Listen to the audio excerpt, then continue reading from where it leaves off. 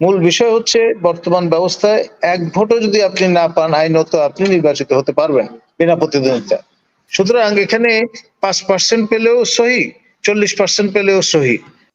বিশেষ গোষ্ঠীর স্বার্থে গভর্নরের আপনার যে মেয়াদ, অবসরে যাওয়ার যে সীমা, সেটা কিন্তু বাড়িয়ে ফেলা হয়েছে।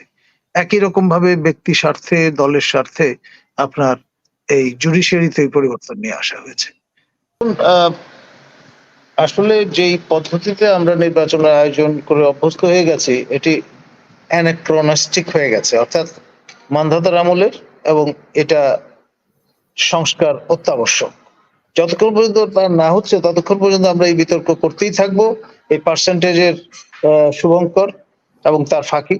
মূল বিষয় হচ্ছে বর্তমান ব্যবস্থায় এক ভোটও যদি আপনি না পান, আইনত আপনি নির্বাচিত হতে পারবেন বিনা প্রতিদ্বন্দ্বিতা। সুতরাং এখানে 5% পেলেও সহি, 40% পেলেও সহি, তাতে কোনো সমস্যা নেই। সেই জন্য এই পদ্ধতির পরিবর্তে প্রপোর্শনাল রিপ্রেজেন্টেশন সিস্টেম যতক্ষণ পর্যন্ত চালু না করা যাচ্ছে, আপনার সেকেন্ড রাউন্ড যতক্ষণ পর্যন্ত চালু না করা যাচ্ছে, ততক্ষণ পর্যন্ত এই চক্করে আমরা ঘুরতেই থাকবো এবং এটার কোনো সুরাহা হবে না।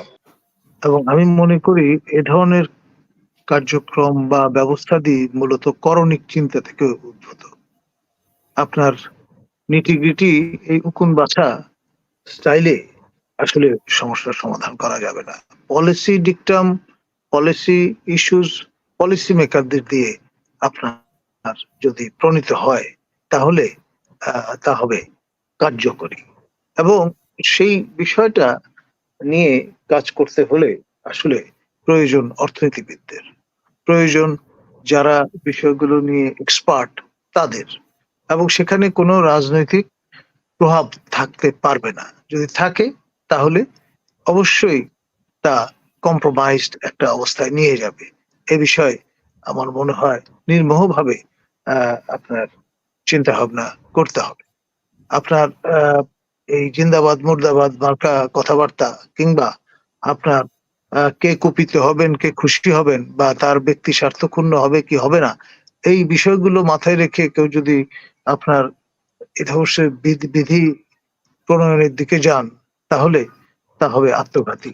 আপনি খেয়াল করে দেখেন, বিশেষ গোষ্ঠীর স্বার্থে গভর্নরের আপনার যে মেয়াদ, অবসরে যাওয়ার যে সীমা, সেটা কিন্তু বাড়িয়ে ফেলা হয়েছে। একই রকম ভাবে ব্যক্তি স্বার্থে, দলের স্বার্থে আপনার এই জুডিশিয়ারিতে পরিবর্তন নিয়ে আসা হয়েছে। যদি আপনার জনস্বার্থেই আমরা বিষয়টা বিবেচনা করি, তাহলে সবাইকে 67 বছর করে দিলেই ভালো। এই ঝামেলার দরকার কি? এক যাত্রায় পৃথক ফল হবে কেন? এই বিষয়গুলো নিয়ে আমাদের সিরিয়াসলি আসলে চিন্তা ভাবনা করার সময় এসছে। আর দুদকের চেয়ারম্যান, সাবেক সেনাপ্রধান যখন দায়িত্ব গ্রহণ করলেন, দুদকের চেয়ারম্যান হিসেবে তিনি ঘোষণা দিয়েছিলেন এবার লড়াই হবে, এবং তার টেনিয়র শেষে আমরা দেখলাম লেজ গুটিয়ে সন্তর্পণে তিনি যুদ্ধ না করে চলে গেলেন, এবং এই যে দৃষ্টান্তটি স্থাপন করে গেলেন, সেটা দুদকের আপনার তিলক যেটি চিহ্নিত করে গেছে, সে কলঙ্ক তিলক, এবং এই কলঙ্ক তিলক থেকে দুদকের মুক্তি নেই। ধন্যবাদ।